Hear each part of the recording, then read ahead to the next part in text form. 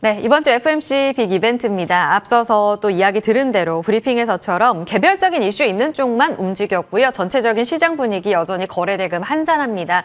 코스피는 6조 7천억 원, 코스닥은 7조 7천억 원. 오늘 주요 이평선을 위험하게 깨고 내려가는 모습들도 확인됐거든요. 두 분께 이야기 들어보겠습니다. 두 프로 이권희 하이투자증권 부장 그리고 김종효 알파경제 이사 모셨습니다. 어서 오세요. 안녕하십니까. 안녕하세요. 이권희 부장님께 먼저 질문 드려볼게요. 오늘 상승 출발이 됐는데 시가 부근에서 전강 후 약으로 저점을 낮추는 힘이 오후장 들어갈수록 더 밀려 내려가는 힘이 강해지고 있습니다. 오늘장의 이 흐름 결국은 FMC에 대한 무거운 짐 때문이라고 해석하는지 이번 주 내내 끝나기 전까지는 이런 움직임일까요? 일단 뭐 FMC도 있고 또 다음 주는 저희 또 연휴가 더 길죠. 그렇죠. 예, 네. 10월 3일까지 쭉 쉬어야 되는 상황이기 때문에 이제 여러 가지로 이제 지금 수급상 이제 뭐 물량이 이제 적극적인 매수가 들어오기 좀 어려운 시장이다라고 보시면 될 것 같고요. 일단 또 하반기를 주도했던 뭐 2차 전지라든지 반도체 섹터가 지금 또 쉬어가는 국면이고 또 이제 어제는 또 TSMC 발로 반도체가 조정이 나왔는데 오늘 회복을 바로 못 하고 있는데 뭐 이따 좀 자세히 말씀드리겠지만 이런 부분들 때문에 한번 기스가 났습니다. 이제 투자 심리에. 이런 부분들은 여전히 이제 2차 전지의 바톤을 반도체가 받아줄 거다라고 했던 시장의 기대를 좀 저버리면서 오늘 전반적으로 약세를 보이고 있고요. 오전에 시작할 때는 좀 이제 뭐 플러스로 시작했던 종목들이 다 좀 빠지면서 지금은 전체 코스피도 보면 하락 종목이 한 626개 정도 되고 코스닥도 한 1242개 정도가 돼서 예. 전반적으로 지금 상승 종목보다는 하락 종목이 훨씬 더 많아지는 상황이고요. 당분간 이제 추석 연휴 전까지는 거래대금 감소가 좀 이어질 것 같고요. 그러다 보면 이제 지수가 급격하게 올라가기보다는 조정이나 횡보 장세가 나올 가능성이 높다라고 보고 있고, 네. 이제 그러다 보면 이제 오늘같이 뭐 5G나 이런 일부 개별적인 제약바이오 종목들 이런 종목들은 호재가 있는 종목들 위주로 해서 좀 급등락이 나오는 현상이 나올 텐데 개별 호재라든지 기업, 뭐 해제 기업, 그다음에 섹터 이런 쪽으로 좀 쏠림 현상이 나올 가능성이 높다라고 생각하고 있습니다. 네, 이 부장님 하나만 더 여쭤봐서 오늘 코스피가 121선 깼고요. 코스닥은 1월 이후로 지금 다시 한번 코스닥 121선 지금 거의 테스트 구간까지 내려가 있지 않습니까? 이게 지지가 안 된다면 크게 시장이 추세적으로 밀릴 가능성도 있는 거예요? 이거 위협적으로 보지는 않으세요? 그렇게 위협적으로 보기보다는 일단은 지금은 뭐 2,500에서 2,600 사이를 계속 왔다 갔다 하는 장세가 당분간 네. 이어질 가능성이 높다라고 보고 있고요. 네. 추세 하락이 나오기보다는 좀 지금은 뭐 매물이 나와서 빠지는 것보다 지금은 좀 거래량이 줄면서 그리고 외국인들도 보면 뭐 현물은 적극적으로 사지 않고 예. 선물 가지고 사실은 좀 장난을 치는 그런 시장입니다. 많이 샀다가 또 많이 팔았다가 이걸 계속 하고 있기 때문에 일단 지수를 좀 묶어 놓으려고 하는 듯한 그런 모습을 보이고 있어서 당분간은 좀 횡보 장세가 될 걸로 보고 있습니다. 그렇군요. 알겠습니다. 김종효 이사님은 어떻게 보셨는지 오늘 개별적인 이슈 조금 전 브리핑에서 다뤘던 5G 통신 장비, 6G 이슈까지요. 또 원전주 이런 종목들 아주 낙폭과대 빈집털이라는 이야기까지 나올 정도로 오랫동안 쉬었던 종목들이 들썩이고 기존의 주도주인 반도체, 2차 전지, 실적 갖춘 전력기기 엔터 다 쉬어가는 모습입니다. 포트 내 비중비 조절을 어떻게 해야 하는지 이들 종목들이 움직이는 건 그냥 짧은 호흡으로만 보면 되는 걸까요? 네, 뭐 5G는 종목 따라서 좀 다르긴 하겠지만 네. 어쨌든 지금 현재 구간에선 좀 전에 이제 부장님이 언급해 주신 대로 시장 분위기 자체가 호흡을 길게 줄 수 있는 그런 시장이 아니다. 로봇도 뭐 굉장히 길게 갈 줄 알았지만 네. 뭐 지금 대부분의 종목군들이 모두 낙폭을 키우는 그런 네네. 구간으로 접어든 점을 고려해 본다면 지금은 트레이딩 구간에서는 그렇게 호흡을 길게 가져갈 수는 없다라고 보고 있고요. 주도주가 살지 않는 시장에서 주변주의 상승이 시장을 다시 뒤집어 엎기에는 거의 뭐 불가능에 가깝다 이렇게 봐야 될 것 같습니다. 그래서 현재 구간은 어쨌든 짧게 끊어치거나 아니면 뭐 쉬어가는 것이 좀 더 적절한 전략인 것 같고요. 뭐 한마디로 말씀드리면 현금 비중은 느리고 종목 수는 줄이는 것이 어쨌든 좀 좋지 않을까라고 판단하고 있고 오늘 그 뜨거운 두 가지 업종에 대해서는 좀 더 뭐 세세하게 말씀할 시간이 있을 테니까 그 구간에서 더 말씀을 드리도록 하겠습니다. 알겠습니다. 누군가 이제 주도주 그리고 주변주가 시장을 다시 추세를 바꿔놓을 만한 그런 영향력은 아직까지 보이지 않고 있다 하시면서 5G 이야기 하셨잖아요. 저희 뒤에 또 질문이 있기 때문에 이 부분 좀 다뤄보도록 할게요. 지금 확실한 모멘텀을 확인했다라는 이야기로 브리핑에서 굉장히 이수연 앵커가 자세히 다뤘습니다. 특히 미국의 안테나 납품 소식으로 9월 12일부터 13일 딱 저점이 1,800원대, 1,800원이었죠. 지금 3,800원까지 올라오면서 2배 이상 뛴 에이스테크 이 종목 중심으로 해서 오늘 오이솔루션, KMW 다 같이 급등세를 보여주고 있지 않습니까? 그럼 추세적인 상승은 힘들다고 보시는지 이들 종목들의 지금 단기적으로 강한 시세의 그 영향력은 어느 정도로 보고 계세요? 일단 에이스테크가 뭐 긍정적인 소식에 의해서 강세를 보였고 그러한 강세가 다른 종목군들의 상세를 촉발했고 또 뉴스를 찾아보면 뭐 굉장히 좋은 뉴스들이 많이 있다라는 것 다 인정할 수 있는 부분이고요. 그다음에 일단 어느 정도 투자가 다시 늘어나는 구간에서 해당 종목군들 중에서 수혜를 받는 기업들은 뭐 반드시 있을 것 같습니다. 다만 에이스테크는 불과 얼마 전만 해도 우리가 좀 살펴봐야 될 건 유상증자를 했죠. 근데 유상증자가 어떻게 목적이 뭐였습니까? 돈 갚기 위해서 했습니다. 그다음에 그 전액 자체가 실제로 그 돈을 갚기 위해서 했고요. 그다음에 유상증자 가격이 굉장히 낮았음에도 불구하고 미달했습니다. 그러면 그런 종목이 지금 당장 돈이 없어서 유상증자를 했던 종목이 미국에서 수혜 한번 얻었다고 해서 과연 펀더멘탈이 뭐 천지개벽할 정도로 뒤집어지느냐. 만약에 그렇게 된다면 뭐 주가가 정말 많이 오르겠지만 확률적으로는 그렇게 높지 않은 확률이라고 보고 있고요. 네. 그다음에 지금 얘기되고 있는 뭐 한국판 스타링크 글쎄요. 과연 속도가 얼마나 나올지 모르겠지만 스타링크의 속도도 지금 우리가 사용하고 있는 인터넷 속도보다는 엄청나게 느리거든요. 그러면 그 속도에 과연 만족하고 쓸 건가?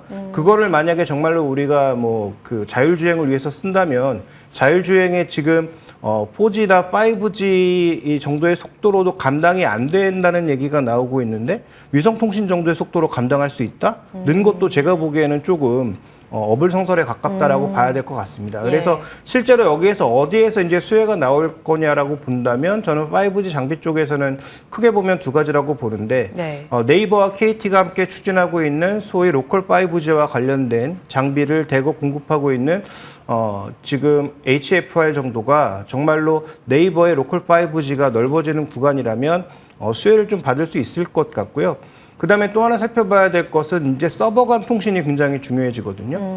그러니까 결국은 AI를 하기 위해서는 HBM 같은 거 우리가 왜 거기다가 계속 달고 있습니까? 속도를 높이기 위한 그렇죠. 거잖아요. 네. 그런데 그 처리 속도만 높아지면 뭐합니까? 서버에서 서버 간 통신도 빠르게 유지가 돼야 되는 상황이거든요.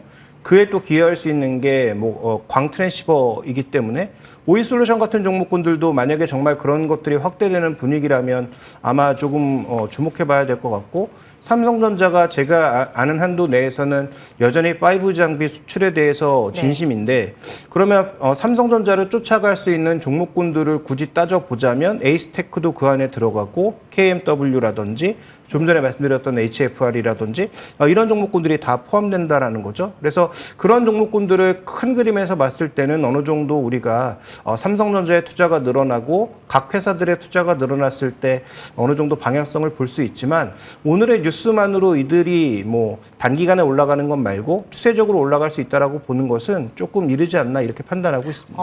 지금 키워드를 정리해보자면 HFR 나왔고요. 로컬 5G, 그리고 서버 간 통신, 광 트랜시버, 오이솔루션, 그리고 삼성전자 향 통신 장비 쪽 이렇게 세 가지 키워드 주셨거든요. 무엇보다 제일 중요한 건 강조하셨던 재무구조 꼼꼼히 보셔야겠습니다.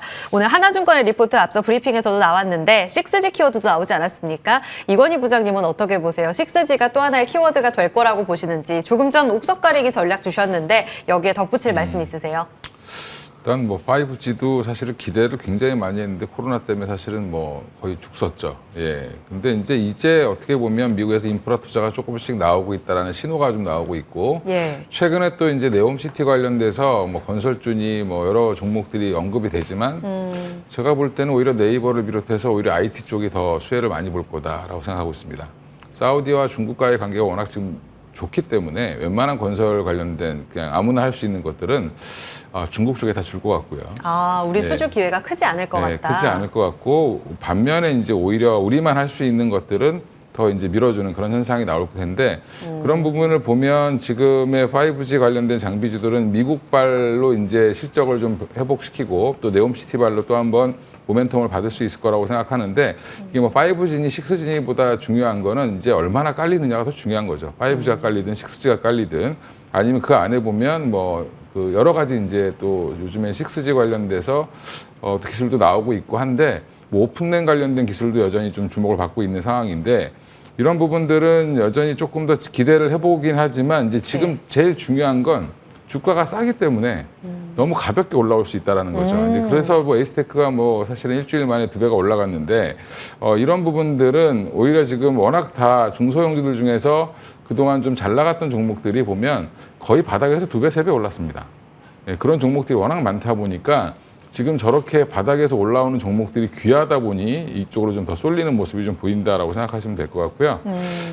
지금은 이제 향후 통신장비 관련 종목 주목을 해야 될 것 같은데 단기적으로 지금 이게 뭐 오늘 거의 뭐 상한가 근처 가고 20% 이상 올라갔던 종목들이 더 갈 거냐 말 거냐는 좀 지켜보실 필요가 있다. 한번 조정은 나올 테니까 네. 그러면 조정 이후에 실제로 에이스테크처럼 수주가 계속 나오는 종목들을 중심으로 해서 아마 또 한번 랠리는 나올 수 있다.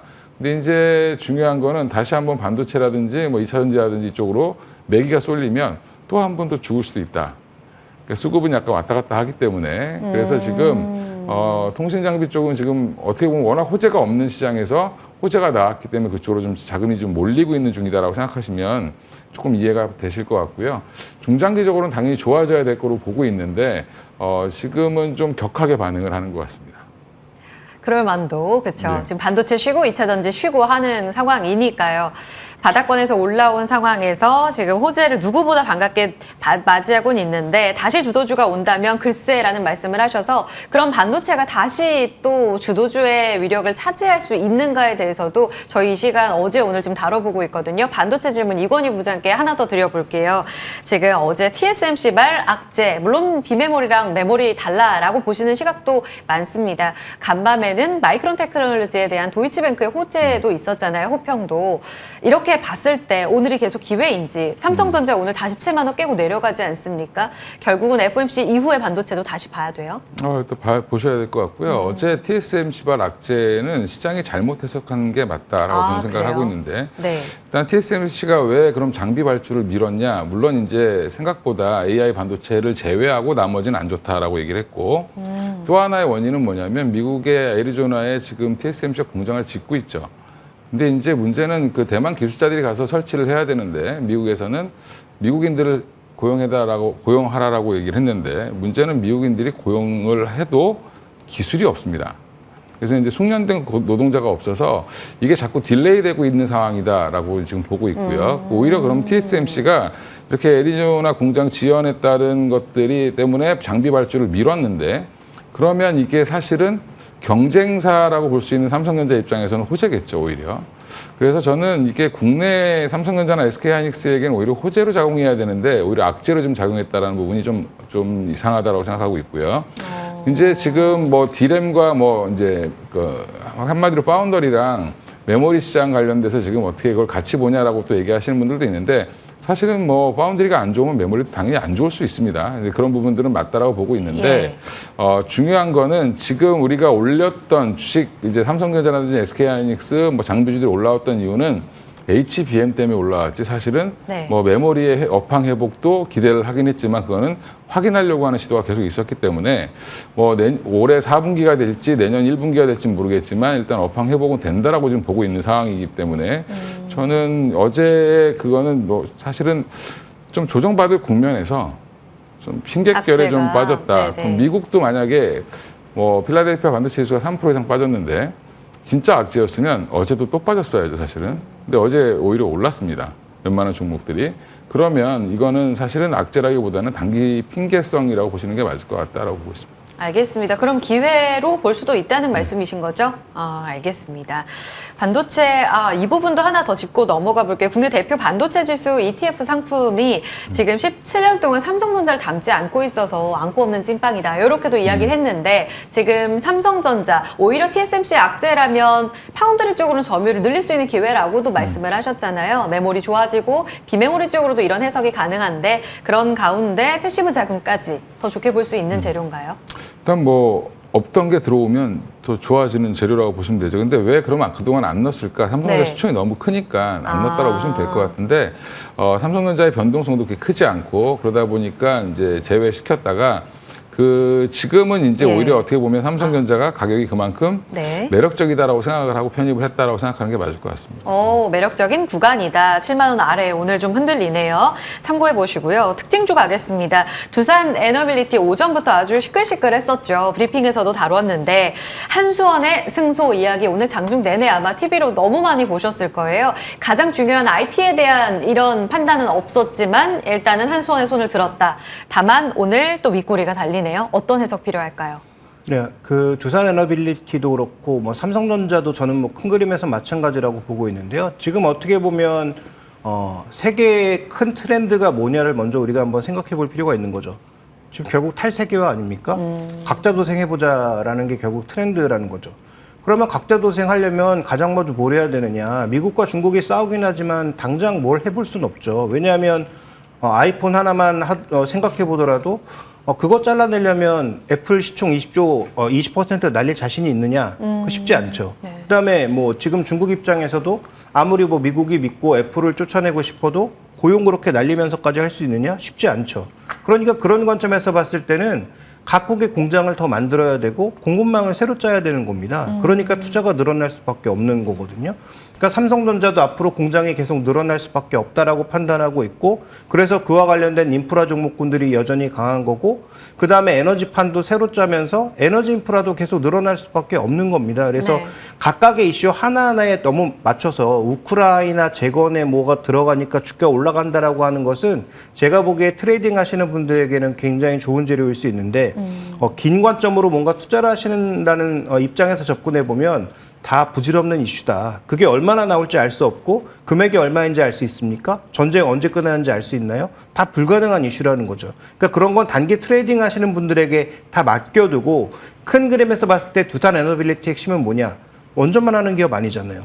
에너지 인프라 전반을 다 하고 있다는 거죠. 그러니까 풍력과 관련돼서도 그와 관련된 시설들을 다각도로 다 만들고 원자력과 관련된 보일러부터 시작해서 관련된 시설 다 만들고 향후 SMR 할 때도 그와 관련된 부품 다 만들 거고 수소 관련된 것도 두산 에너빌리티가 꽤 많이 하고 있고 그럼 앞으로 에너지 인프라는 다 같이 늘어난다라는 거죠. 그래서 과거 전력 인프라를 말씀드릴 때도 그 작은 그림 보면서 어떤 뉴스 나오면 뭔가 뭐 뛰어들고 하지 말고 전력 인프라가 늘어나는 것에 우리가 투자해야 되는 거고 지금 에너지 인프라도 안 늘어나는 게 없다. 풍력, 태양광 모두 늘어나고 있다는 관점에서 저는 그런 관점에서 길게 본다면 조정식 매수 관점으로 계속 접근해라. 이렇게 말씀드리고 싶고요. 수주잔고도 계속 늘어날 거라고 보고 있습니다. 오늘 급등세를 보였던 다른 작은 종목들보다도 지금 말씀하신 에너지 인프라 탈세계와 긴 틀에서 본다면 장기적인 트렌드 본다면 두산 에너빌리티가 탑이에요? 네, 그렇습니다. 거기다가 이제 또 하나 봐야 될 건 사우디 같은 국가들이 지금 뭔가 많이 짓고 있잖아요. 네네. 그러면 물도 거기 또 보급해야 될 거 아닙니까? 그와 관련된 해수 담수화 설비도 과거 뭐 최정상급에 있었다라는 걸 생각해 볼 필요가 있겠죠. 알겠습니다. 팁까지 들어봤고요. 오늘 관심주 듣고 마무리하겠습니다. 이건희 부장님, 오늘 같은 장 뭘 사야 되나요?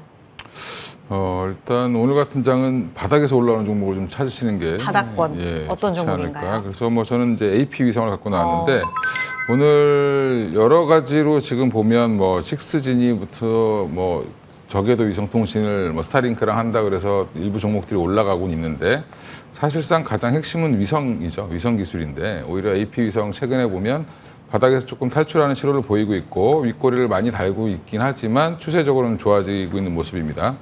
일단 인공위성 및 관련 부품을 만드는 회사고요. 특히 이제 위성통신 단말기 등을 개발하고 제조하는 회사인데 이 회사가 주로 이제 정부 프로젝트를 많이 참여하고 있고 물론 정부 프로젝트가 문제는 뭐냐면 항상 마진율이 좀 적습니다. 근데 그래도 다행인 거는 이제 올해 수장분 한 360억 정도까지 이제 확보를 해놓고 있는 상황이고, 향후에 이제 우주청 설치부터 시작해서 여러 가지 일정이 있을 텐데, 그다음에 우리나라도 뭐 달 탐사 관련된 계획들이 또 여전히 남아 있는데, AP 위성은 그거보다는 지금 당장은 이제 위성 관련된 사업들을 진행을 할 걸로 보이고 있고요. 그리고 또 하나 이제 큰 프로젝트 중에 하나가 이제 우리가 GPS를 쓰시죠. 이제 보면 뭐 내비게이션 쓸 때 GPS로, 그리고 핸드폰도 GPS로 다 위치 추적을 하는데, 네. 그 오차 범위를 줄여줄 수 있는 KPS, 우리나라만의 GPS를 만드는 사업을 좀 진행하고 있는데, 그 안에 탑재 컴퓨터에 들어가는 이제 부품을 납품하고 있습니다. 그래서 이게 1차 프로젝트에 들어갔기 때문에 네. 이게 한 8차까지 이어져 있기 때문에 향후에도 계속 지속적으로 모멘텀은 생길 거다라고 보고 있습니다. 네, 바닥에서 꽤 올라왔거든요. 어디까지 상담 보세요? 일단 단기적으로는 한 18,000원까지는 한번 가지 않겠나 생각을 하고 있고요. 네. 그다음에 손절가는 한 14,000원 정도로 잡으시면 좋을 것 같습니다. 네, 7월 말이 바닥이었네요. 10,000원 선에서 15,000원까지 올라옵니다. TP 18,000원 AP 위성이었고요. 김종효 이사님도 지금 관심주 주셨는데 오늘 장은 뭘 봐야 돼요? 네, 일단 모두 뭐 단기적으로는 좀 올라온 것 같은데 주봉이나 월봉 기준에서 보면 이제 막 시작하고 있는 KCC입니다. 지금 실적이 다 좋아질 것으로 와. 보이죠. 일단 뭐 많이 모멘티브 올랐네요. 실적이 그동안 악재였는데 중국 쪽에서 메탈 실리콘과 유기 실리콘이 돌고 있습니다. 가격이 그러면서 좋아질 걸로 보이고, 그다음에 도료 쪽은 지금 오피 마진이 역대 최고치까지 올라오고 있는 상황이에요. 그래서 네. 실적이 개선되고 있고 모멘티브 내년에 상장한다고 했는데 이거 뭐 6조 얘기 나왔지만 그건 믿을 수 없는 거고, 어쨌든 지금 시총이 3조가 안 되는데 모멘티브를 3조에 샀는데 재상장할 때 그 정도에 상장한다고 하면은, 그러면 지금 가치가 말이 되나? 보유하고 있는 지금 우리나라 보유 자산만 1조 한 8천억 정도 되는데 지금 현재 시총과 비교해 봤을 때도 너무 싸지 않나라는 생각을 하고 있습니다. 그래서 이 종목 지금 BPS가 70만 원이 넘는데요. 목표가는 저는 아무리 보수적으로 잡아도 35만 원. 너무 보수적으로 잡았다는 생각이 들고요. 장기 투자 관점에서 말씀드리는 겁니다. 최소한 1년 네. 이상에. 그래서 35만 원 정도를 보셔야 될 것 같고, 최근에 이제 손절 가격은 뭐 의미 없지만 20만 원대 초반 정도에서 거래가 좀 터지면서 반등한 부분이 있으니까 네네. 그 정도로 손절 가격으로 보시면 좋을 것 같습니다. 네, KCC입니다. 지금 바닥권 18만 원대에서부터 26만 원까지 올라왔는데 보수적으로 잡아도 장기적 35만 원까지 갈 수 있는 여력을 봐주셨거든요. 긴 관점에서 매력적인 종목 봐주시면 되겠습니다. 두 분 다 바닥권에서 올라온 쪽 주셨네요. 두 프로의 전략 여기까지 듣도록 하겠습니다. 이건희 부장, 김종효 이사였습니다. 감사합니다.